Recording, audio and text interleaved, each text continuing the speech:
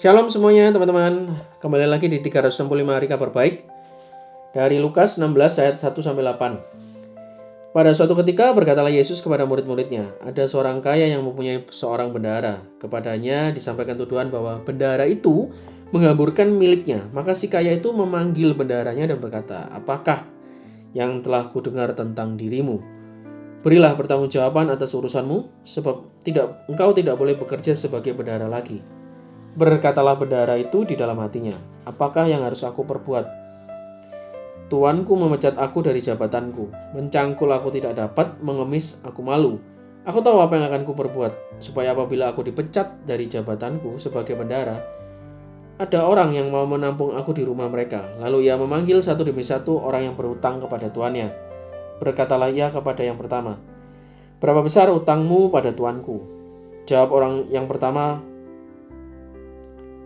100 tempayan minyak. Lalu kata bendahara itu, "Inilah surat utangmu, duduklah dan buatlah surat utang lain sekarang juga, 50 tempayan." Kemudian ia berkata kepada yang lain, "Dan saudara, berapa utangmu?" Jawab orang itu, 100 pikul gandum.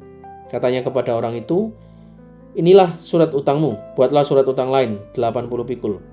Bendahara yang tidak jujur itu dipuji tuannya karena ia telah bertindak dengan cerdik. Sebab anak-anak dunia ini lebih cerdik terhadap sesamanya daripada anak-anak terang. Demikianlah sabda Tuhan. Terpujilah Kristus. Ya, teman-teman, untuk seperti biasa 2 poin. Yang pertama, ya kita ini diberi tugas oleh Tuhan. Ada yang jadi bendahara, ada yang jadi mikrofonnya Tuhan, ada yang jadi konsultan, ada yang jadi konseling. Kalau di pelayanan ada yang jadi leader, ada yang jadi ahli konstruksi, apapun itu kita punya tanggung jawab. Profesi lah ya, bisa disebut seperti itu, fungsi dan peran ya. Tapi ada poin penting, Tuhan di satu titik akan meminta pertanggungjawaban. Jadi apakah kita sudah melakukan tanggung jawab itu dengan baik, dengan sungguh-sungguh responsibel ya, karena akan pada saatnya Tuhan akan meminta pertanggungjawaban. Dan poin yang paling penting adalah komitmennya, ya apapun yang Tuhan percayakan pada kita saat ini, bisnis, pelayanan, komunitas, pasangan, orang tua, anak-anak, atau siapapun itu, studi, pekerjaan, dan semuanya, ya kita harus do excellent di situ. Kita harus menjadi pribadi yang giat, yang tekun, yang rajin, yang mampu mempertanggungjawabkan apapun itu di hadapan Tuhan. Poin pertama. Ya, poin kedua, ternyata kerjanya nggak beres, kerjanya nggak bertanggung jawab nih. Maka dia melakukan sebuah upaya, yaitu surat utangnya dibuat ulang ya, yang 100 jadi 50, yang 100 jadi 80. Nah, ini berbicara mungkin sebenarnya tentang cerdik ya. Maksudnya tentang cerdik itu artinya ya kita ini mesti bukan main cantik ya, kata-kata yang negatif, tapi lebih ke arah ya kita harus cerdas, harus berhikmat lah ya, kalau dengan beberapa bacaan beberapa hari yang lalu. Tapi poinnya bukan itu. Kalau yang saya tangkap adalah kalau kita bersalah, di mana kita semua pribadi kita pasti punya salah, dan Tuhan menuntut pertanggungjawaban dari kita. Kita minta ampun sama Tuhan kan. Tapi salah satu cara yang menarik, ini tidak secara eksplisit memang, secara implisit, salah satu jalan untuk kita diampuni oleh Tuhan adalah kita mengampuni orang lain. Saya ulangi ya teman-teman.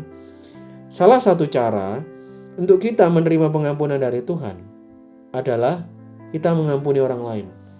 Bukan berarti ketika Tuhan mengampuni, Tuhan hitung-hitungan. Iya, dia pasti hitung-hitungan karena dia maha adil. Maksudnya adalah Tuhan juga selain maha adil, dia juga maha pengampun.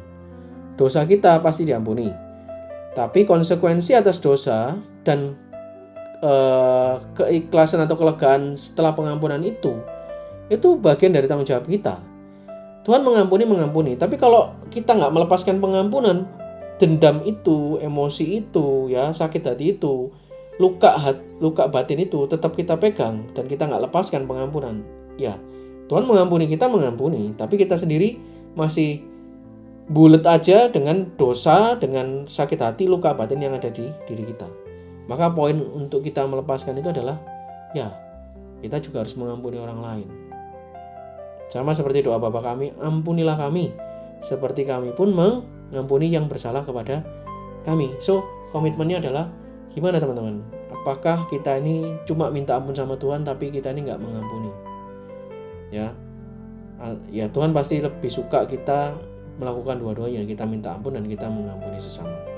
Siapa teman-teman yang hari ini mau teman-teman ampuni kesalahannya?